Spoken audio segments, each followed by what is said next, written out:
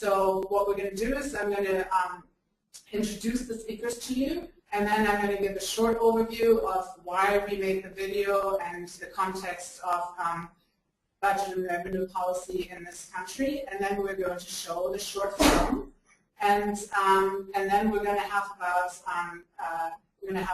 half an hour of a roundtable discussion with the panelists.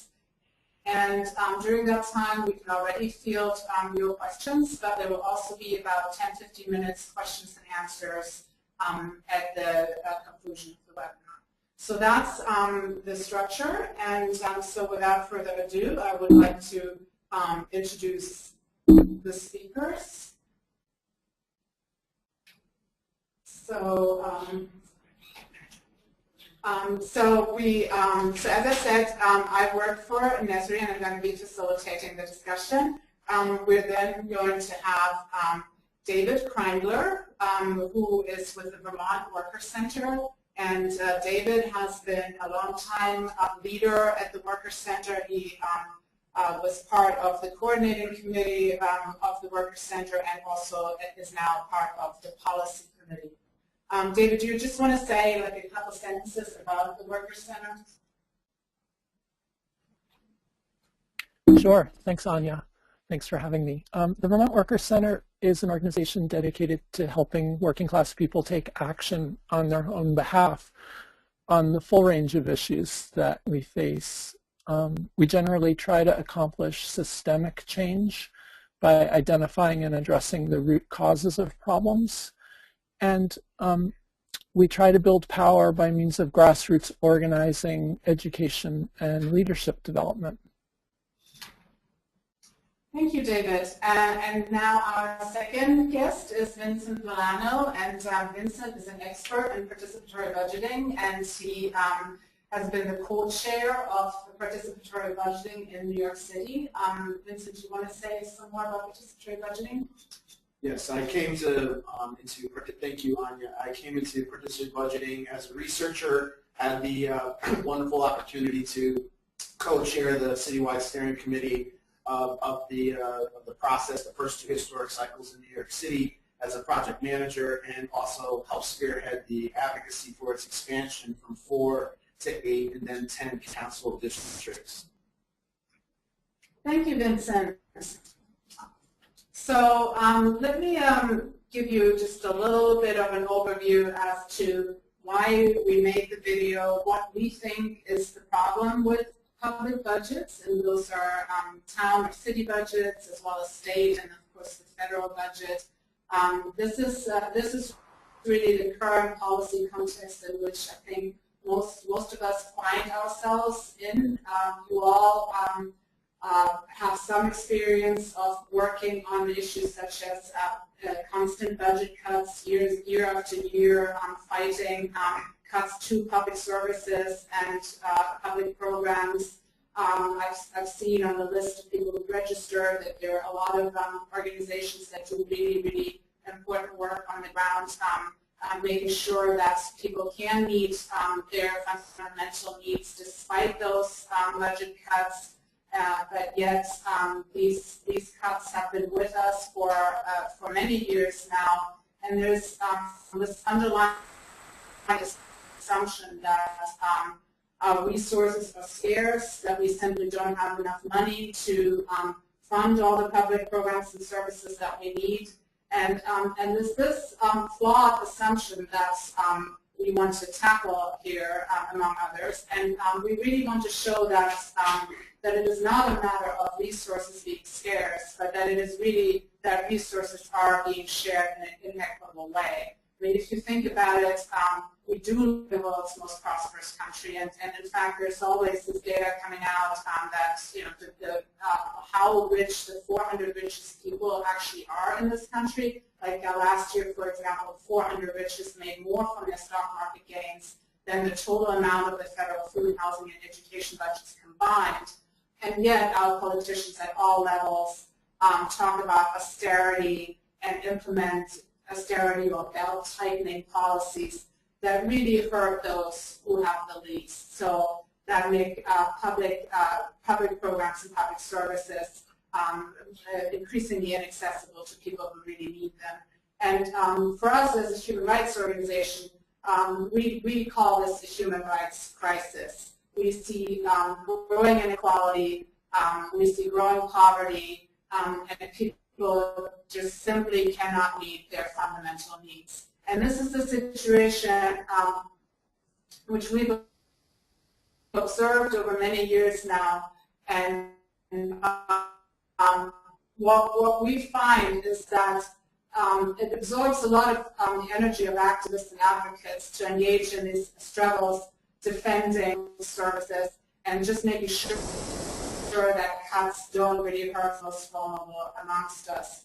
But that takes up a lot of energy. It also actually leads to competition between groups around different issues. So if you do single issue advocacy, you know that as you fight for education, well, what about public housing money? So there's all these problems associated with, slicing and ever decreasing pie in a way that really does not work for us anymore. So that leaves out communities that are dependent on getting a slice of the pie, that leaves them divided, and that leaves them struggling on a day-to-day basis. And it also leads to just disillusionment and distrust with the political process, with what we think is a democracy here, but may not actually be the kind of democracy we thought it was. People are really, distrustful of anything that's sort of seen as government or public. And again, this is a situation that is, deeply problematic for us who are fighting for the government to uphold their obligation to meet human rights. So what we're looking at in terms of solution usually is we make some small wins that are really essential, like we win, a continuation of this education program or some more money towards public housing. So those are important wins that you all achieve throughout the year. But the question is, you have to do it again and again. Each year, you stand there and fight again for the groups that will need you most. So what can we do to change that in a fundamental way? So there are demands out there for so-called progressive budgeting. That's how you may have heard the term people's budget used. It's been used by the Congressional Progressive Caucus, and so this is the kind of policy solution that so far hasn't gotten any traction. But then we're thinking about, well, what does energize people? What can we do? And that's where actually participatory budgeting comes in, which Vincent mentioned earlier, and we want to talk a bit about participatory budgeting. It is a possible solution for some of the issues around people being disillusioned, people not being able to have their voices heard. And yet, as we will hear later on, it also doesn't really address the full picture of budget and revenue policy and what really is going wrong with that policy. So this is essentially why we made this short film, to really, set out what we can do in this situation, and we believe that we can show how we can use human rights to change budget and revenue policy in a fundamental way. And this is what the video will talk about, and I really don't want to keep us any further, so let's move straight into the video.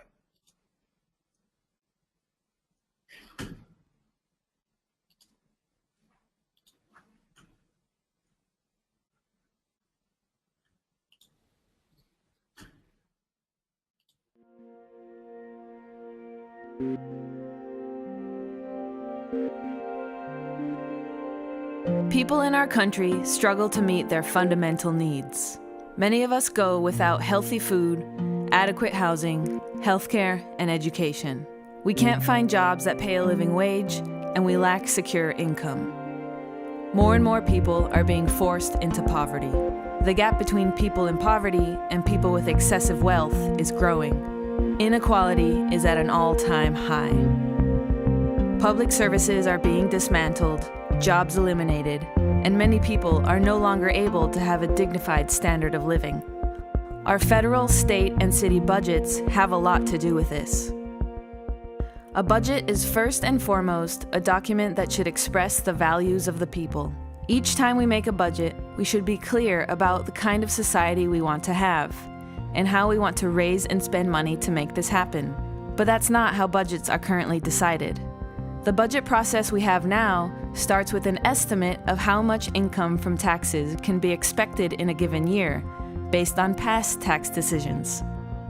Then a budget proposal is drawn up, with a spending plan to match that income. The problem is that this proposal doesn't start with figuring out what our communities really need. Instead, it starts with assumptions about how much money will come in. That money or revenue tends to be lower than what it takes to meet people's needs. Elected officials then talk about deficits and begin to cut our public services, programs, and jobs. This budget process puts money before people. Because of this backwards way of making budgets, there never seems to be enough money to meet our fundamental needs.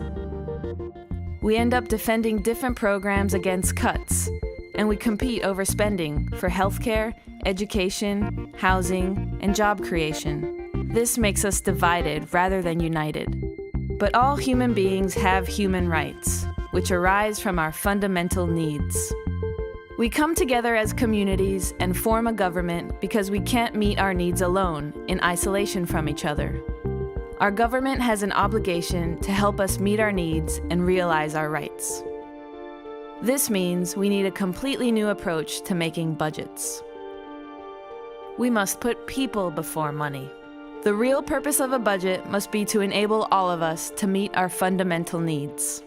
We live in the world's most prosperous country, and there's more than enough for everyone.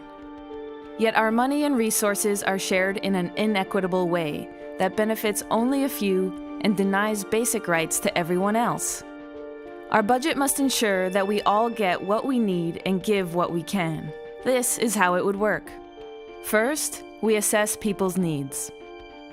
Then we apply the human rights principles of universality and equity to guide us in finding ways to meet those needs.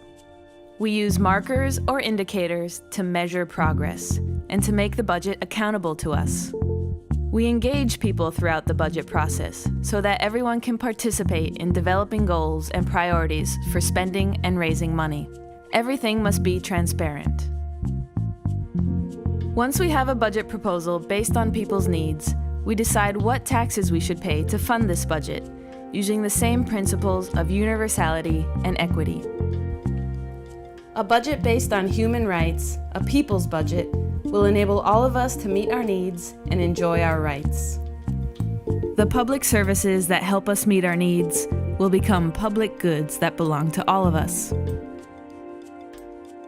We contribute to paying for those services in an equitable way through our taxes.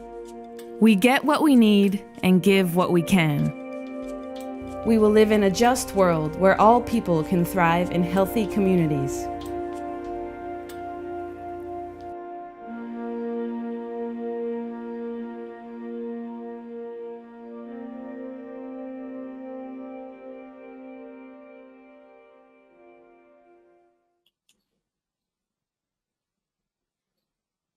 So that's it, our new video. We're quite proud of it, and we hope you like it. And I would like to say a bit more about what inspired us to do this.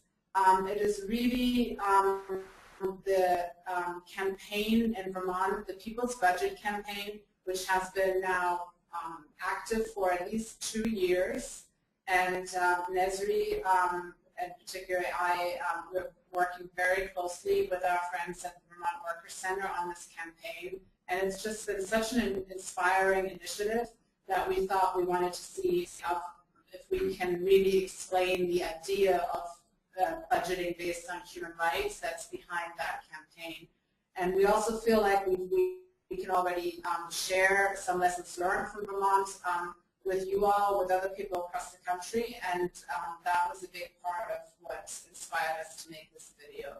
So that's why I would now like to invite both Vincent and David to give me their impressions of the video, to really talk about, what is the relevance of this video for you as campaigners and organizers on the ground? You know, this is sort of, it looks like a pretty grandiose idea, but how is it relevant to what's happening in New York City and elsewhere in the country, and how is it relevant to what's happening in Vermont? So, Vincent, why don't you start? Sure. Thank you, Anya. First, just to say that participatory budgeting, just as a working definition, is a deeply democratic process where ordinary people decide on how to spend the budget. It was originally started in 1989 in Porto Alegre and has since spread to at least 1,500 communities throughout the entire world, Asia, Latin America, Africa, Europe, and came to North America more recently, started in Canada, and the first process in New York City was in Chicago in 2009, then spread to New York City in 2011, and both of those processes we're dealing with, the pot of money we're dealing with are discretionary resources of local city officials, council members. There is also a process in Vallejo, California, so there's at least 3 PB processes happening in the United States, and it's still spreading. How does the video relate to participatory budgeting? Well, it is pretty relevant. The PB process, and I will be using PB as a participatory budgeting, so I'm not talking about peanut butter or anything like that. I'm talking about participatory budgeting.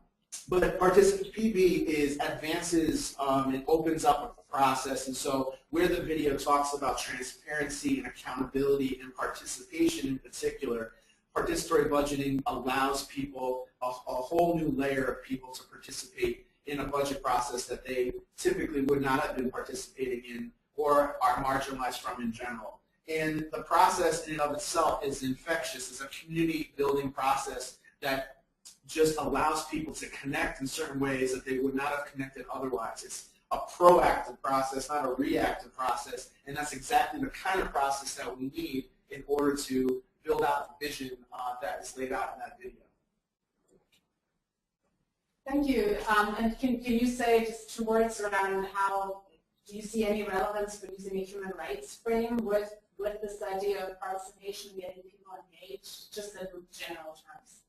It's absolutely relevant because particularly around the principles of universality and equity and the idea that the budget process must begin with an understanding of people's needs, so that what you're doing is you are not just allowing people to participate in deciding how to spend the budget, but you're already beginning from the place of the goal of a budget is to meet people's needs.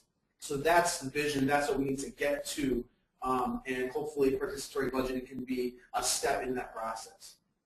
Thank you, Vincent.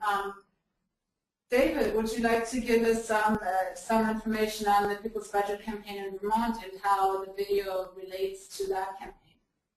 Sure. Well, in Vermont, we've learned that a human rights framework is a powerful tool, not just in helping us to create consistent and compelling public policy proposals, but also in helping folks connect the day-to-day problems that they face to the public policy decisions that led to those problems. When we launched the People's Budget Campaign, our members were already familiar with the human rights principles that we applied in our Healthcare as a Human Right campaign, and it was easy for folks to see that the same kind of systemic injustice that pervades the healthcare system is also at the root of crises that people face in obtaining housing, food, childcare, education, and income security.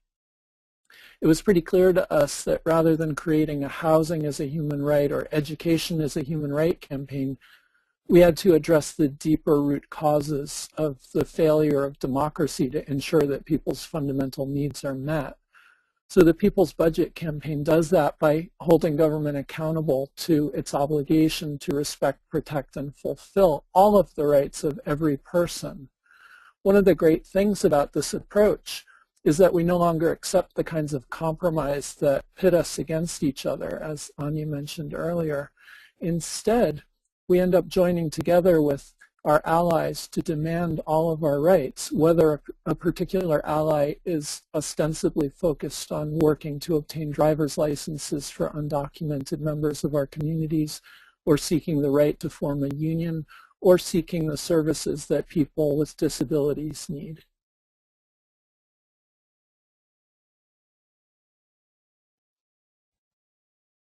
Thank you, David.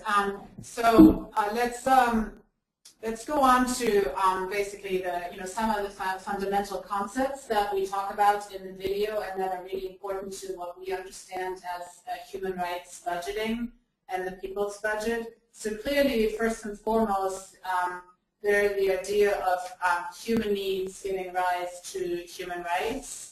And so we don't have to dwell very long on this, but I feel like for people who are not that familiar with how you can use the human rights framework in the United States and not just abroad, but really for very important social and economic issues in this country. David, I was wondering if you could just very briefly talk us through this issue of needs and rights. Sure. This is definitely a frequently asked question, so I'll paraphrase our answer, which again was brought out in the video. Fundamental human needs are the things that every person has to have in order to live a dignified life and achieve their full human potential. So we're talking about things like clean air and water, healthful and sufficient food, housing, health care, education, social and income security, and dignified work. Everyone has the right to a dignified life, so fundamental needs give rise to human rights, and these rights are inextricably linked to each other. So for example, it's impossible to stay healthy or keep a job without housing and adequate food, and vice versa.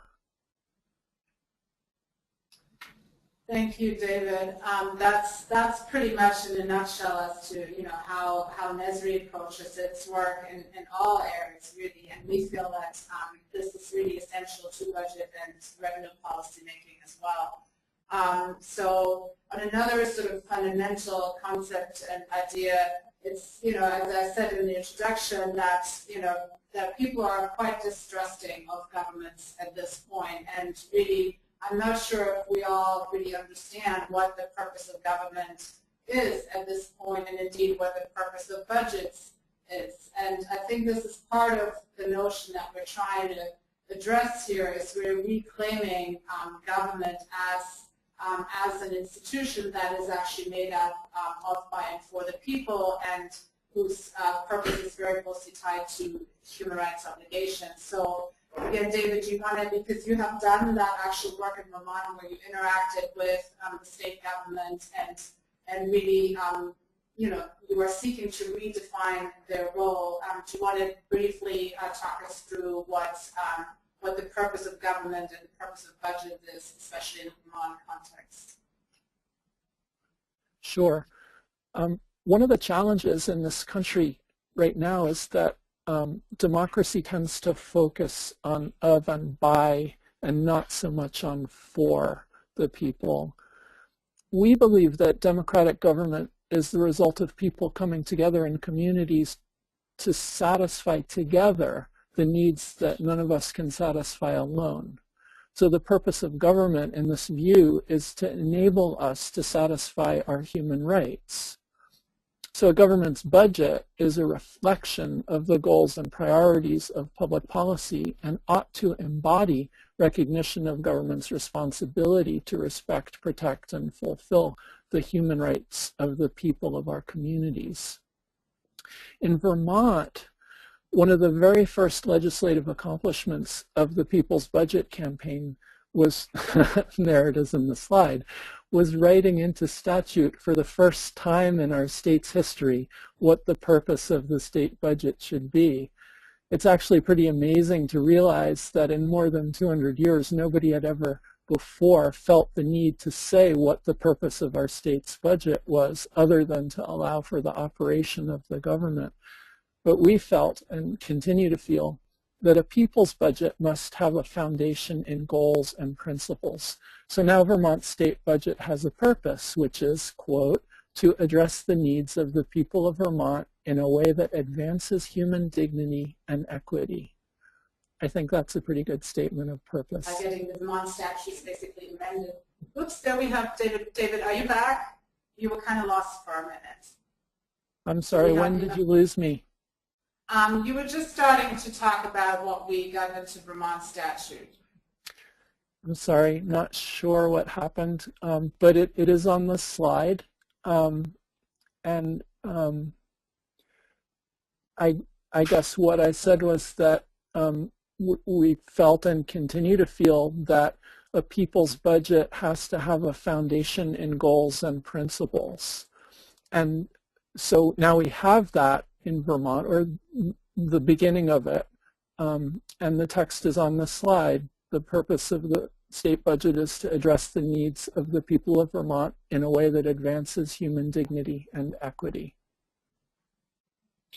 I think that sounds, from a human rights perspective, that sounds pretty groundbreaking to me, and I think that's really something we can be proud of, and that could hopefully inspire other cities or states to be similar explicit about the purpose of their budgeting. How does that sound to you, Nancy? It sounds excellent. I'm very excited about the work that's being done with Nesri and Vermont Worker Center.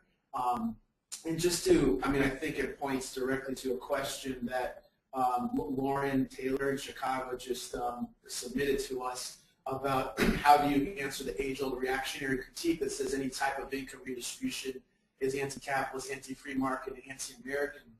And I think that the response with this frame is that it takes that frame on directly by saying that we value people over profit.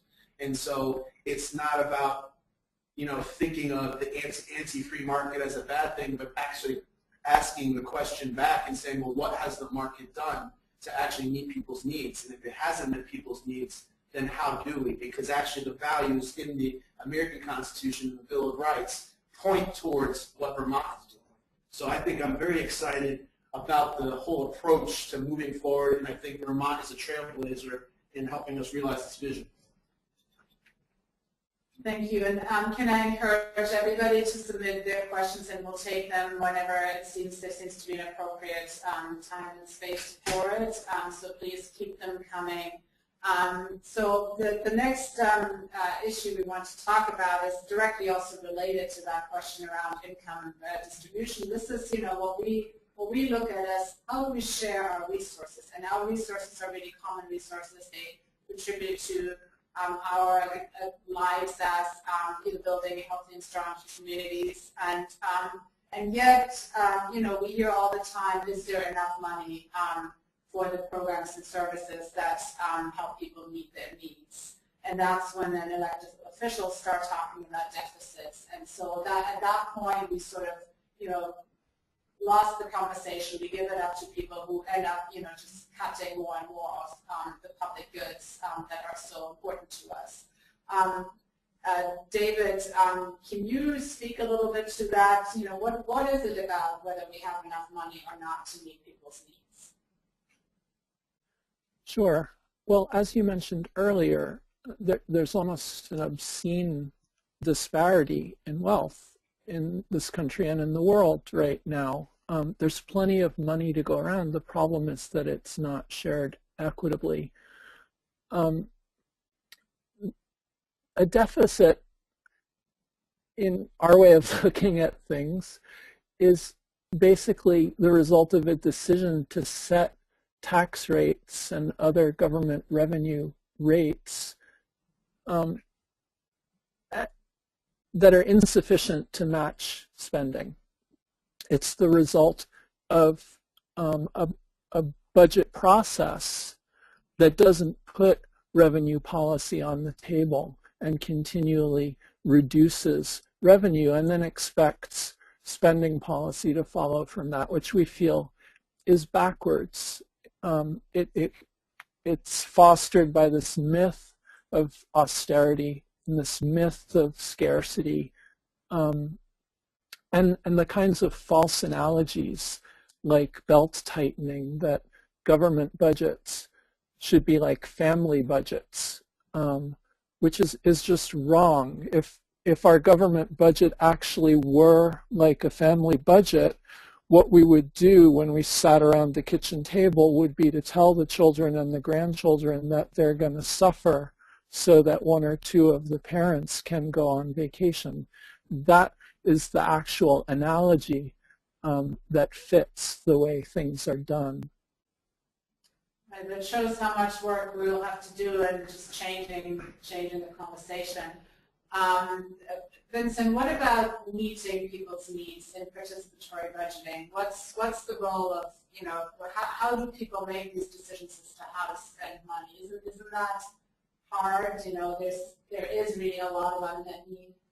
Yes, I mean, with participatory budgeting, I want to say outright that it's definitely an advance, like I was saying before, as opposed to the way things typically go. It's not a business as usual type of budget process. You are bringing a whole mess of new people into the process, ordinary people who wouldn't typically be part of a budget process. It makes the government run more transparently. People are better able to see who they need to hold accountable and to what. It just makes the people who already were organizers and activists sharper in their thinking and more strategic, and it also brings in a whole new layer of people who weren't active at all. With that said, any participatory budgeting process begins with the limitation of which pot of money you're using. And in New York City, the pot of money that's being used is discretionary resources of council members, the council members who are signing on to participate in this process, and specifically the capital portion, $1 million of their capital discretionary resources. Now, capital, as opposed to expense, capital are bricks and mortar projects, right? These are projects that deal with the built infrastructure of a city, as opposed to expense, which are program-related, salary-related, service-related type of projects. So immediately you begin with, say, a working-class, poor community, low-income community. A lot of people tend to think in terms of services, after-school programs, and different services they might need. All those are not eligible for this process. And then within the capital discretionary, there's also other limitations that lead it to be something that is not only a small amount of money, but then also not necessarily meeting the needs of people. So, for example, in the first cycle of participatory budgeting in New York City, there were over 2,000 ideas brainstormed. Only 78 of those became viable projects on ballots to be voted on, and then 27 of them got funded at about $5.6 million. Now, there are other participatory budgeting processes that don't have that limitation because they're using a different pot of money. So, for example, in Mexico, there was a process in the federal district that involved about $16 million, and I remember learning that it was something like 3,500 ideas brainstormed, and about 3,000 of them got funded. So, again, that participatory budgeting, PB, can be used with any pot of money, and it doesn't have to have the level of limitation it does that we've seen in New York City. However, the other major limitation with participatory budgeting is that, again, we're only dealing with the spending aspect of participatory budgeting. And so what happens is the money that's been allocated, in the case of New York City council members, there are 52 of them, they get anywhere between $2 million to $11 million of capital discretionary resources, and it all depends on their relationship to the Speaker of the Council. So already the allocation process is not, the people are not involved in that. And then what happens is most of the projects in a lot of PB processes end up going to projects that we will call restorative, meaning they go to things that should have already been funded or taken care of by the government. And so you see this immediately when comparing council districts, even in New York City, that tend to be more working class or poorer or low income. They tend to be a lot more restorative projects in those communities because those are exactly the communities that are not being funded and needs are not being met, as opposed to the more affluent communities where those needs are being met, and then people have the opportunity to come with more creative ideas and suggestions on how to use the money. Thank you, Vincent. So now to the big question: how do we create a budget based on human rights? David, can you talk us through that fairly briefly? Because we actually only have 20 more minutes left. And maybe you can start by taking a question from Christopher Corey. He says, I can't believe Vermont got equity past the right-leaning factions. How did you get them to accept it? So if you want to start with that and then just talk us briefly through a human rights budgeting process. Okay. Basically, we built power by creating organizing committees in every county in the state. And then in the case of this specific language, we found a senator on the Appropriations Committee, and we brought a lot of people to speak with him and tell him what we wanted. We spoke with the chair of that committee and also brought her constituents and made it clear that we had goals and we weren't going away until they were satisfied.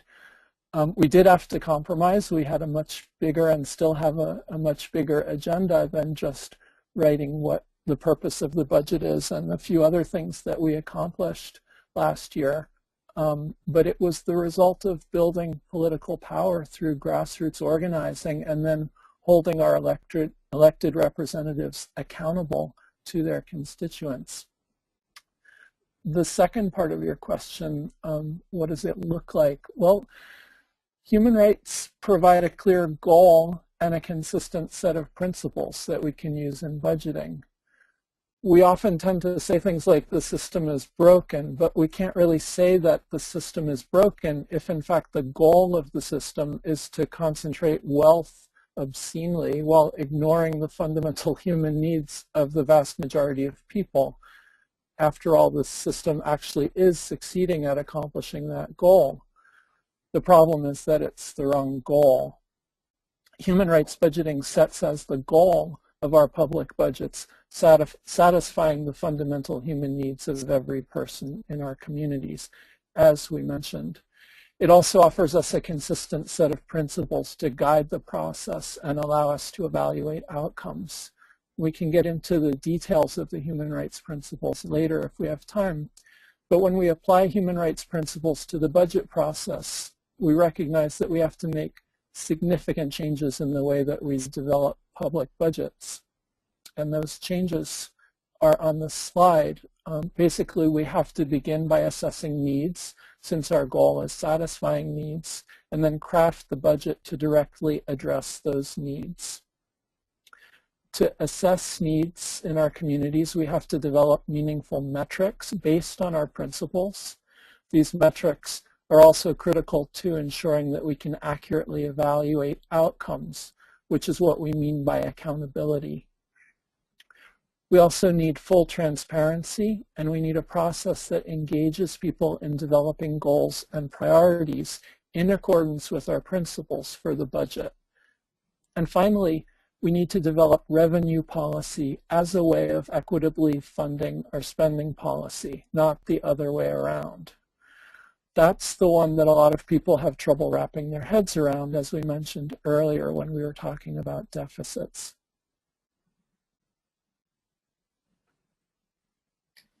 So here we'll actually see an image from Vermont from the People's Budget Campaign, and you see how members of the campaign are in the State House.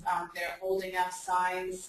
On the left, you see a sign that shows the 5 principles that the campaign is using.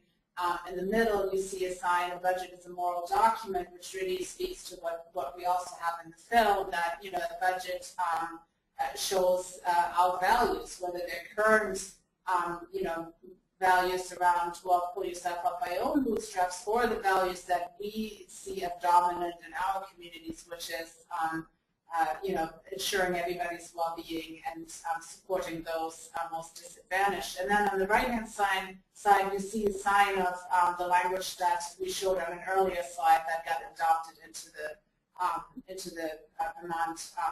Vermont law, because we're now, or the campaign is now in a phase where we're trying to make this law a reality. So that's obviously a whole new push where we need to build a lot more power to make that happen.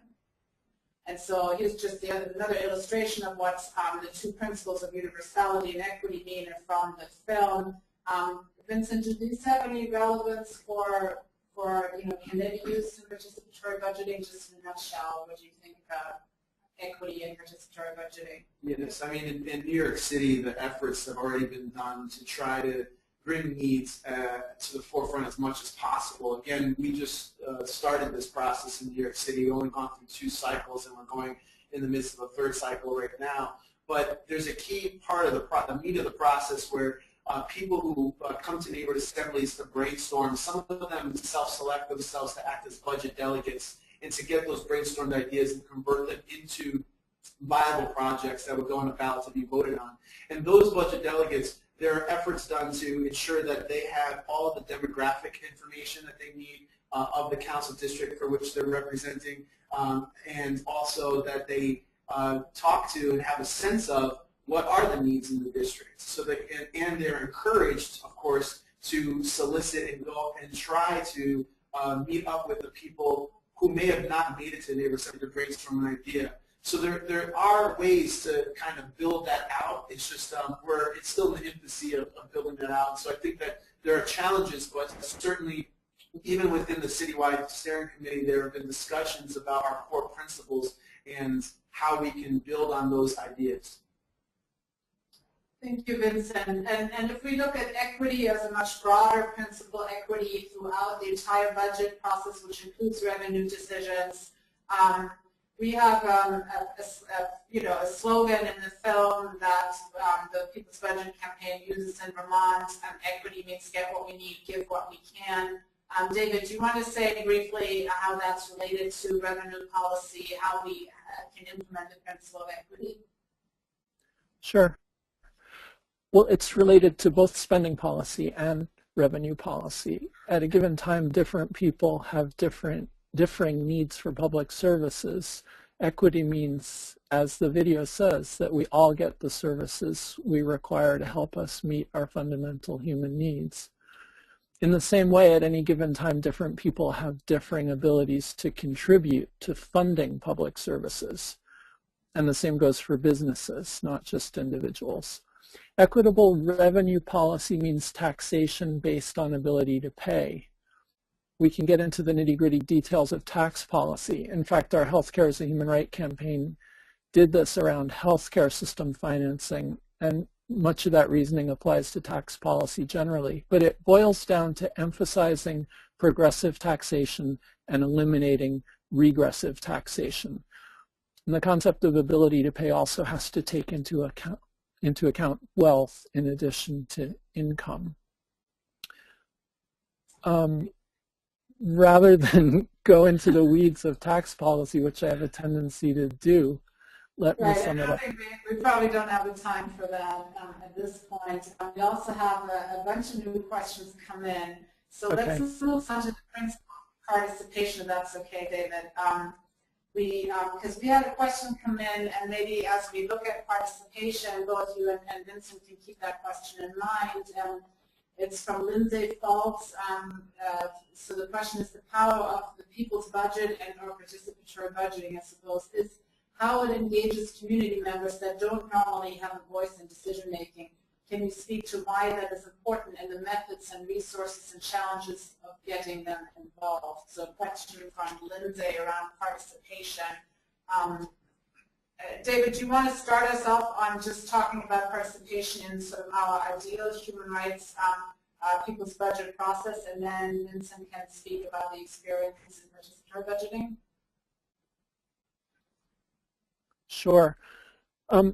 Yeah, of all the principles that the human rights principles that we apply in our work, participation seems to be the one that resonates most with people when it comes to public budgets. People feel left out. They feel as though they don't have opportunities to be heard.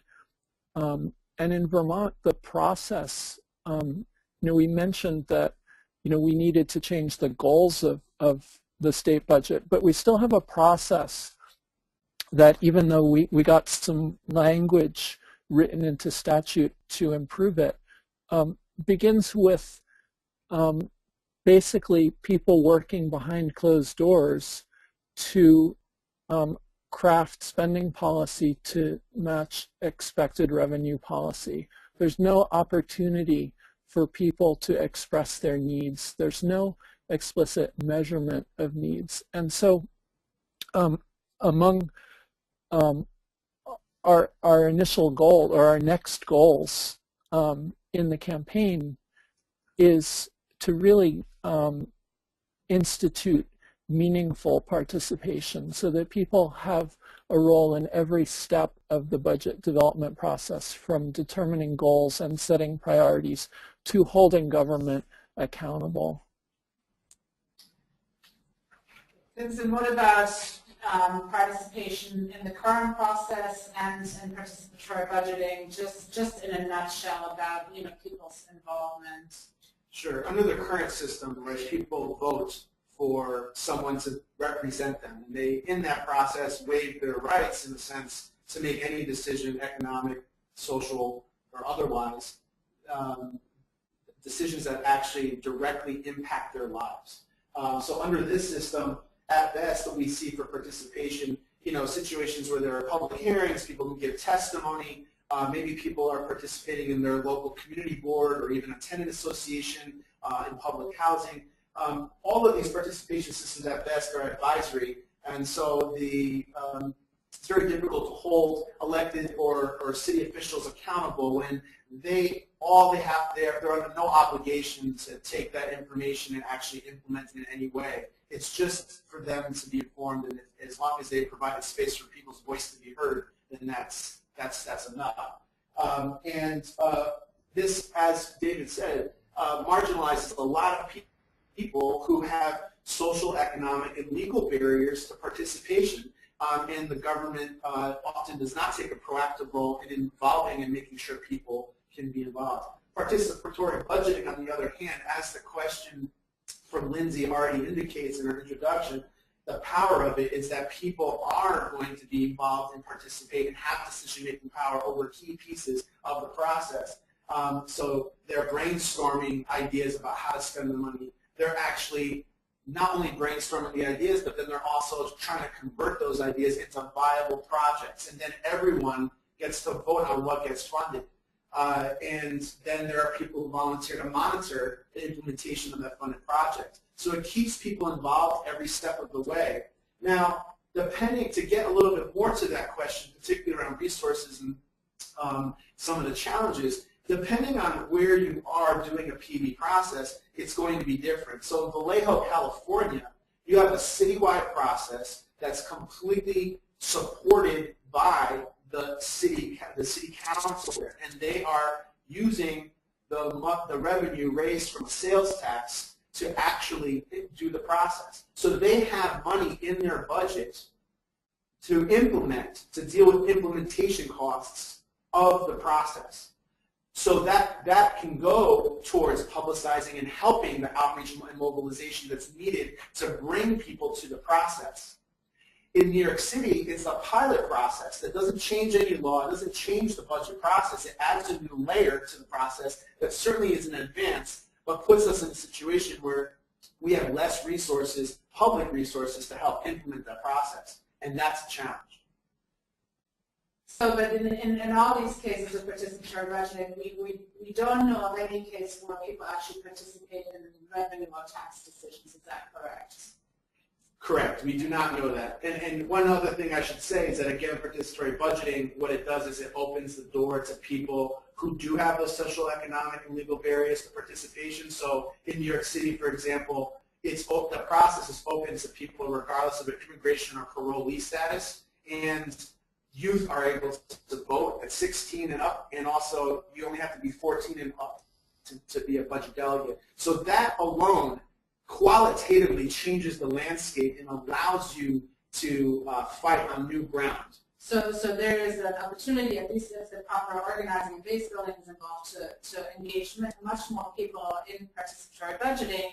At the same time, and here's when we're now looking at what are the steps to a real people's budget, to human rights budgeting, what can we do, then it's probably fair to say that the cities that are currently engaged in participatory budgeting could look at expanding the process to include a bigger part of the budget process and potentially ultimately even revenue, but at the very least not just come in at the very tail end where they allocate money that's already been decided by the legislature, but actually where they're part, where they're at the beginning of the process, part of deciding spending and revenue goals, as David was referring to. And we'll have to address the remaining issues a bit quicker if we want to get another couple of questions in. So I think it's fair to say that the next steps for the campaign in Vermont is definitely to make the legal provision a reality, to see that the administration actually does conduct a meaningful process of public participation, and that it does actually proceed to do needs assessments. So those are all steps we need to implement in Vermont. And again, in the participatory budgeting cities, it's about seeing whether we can integrate human rights principles and to focus on needs in a more intentional way. But I don't want to conclude your contributions, Vincent and David, without actually asking you, what will it take to make this happen? How will we achieve this change, this paradigm shift in budget and revenue decisions? And maybe you can also give some very specific advice on what people participating in this call can do to organize and advocate for a budget based on human rights. So we have a few minutes left, so if you can keep it short so that we can take another couple of questions. Okay, I'll try to just say that I think the first thing is to make sure that you have groups, grassroots groups like Vermont Workers Center anchoring the process. Those are the groups that can play the role in doing outreach and mobilization, leadership development, and have ongoing organizing campaigns to connect people to as they become engaged in a process like participatory budgeting.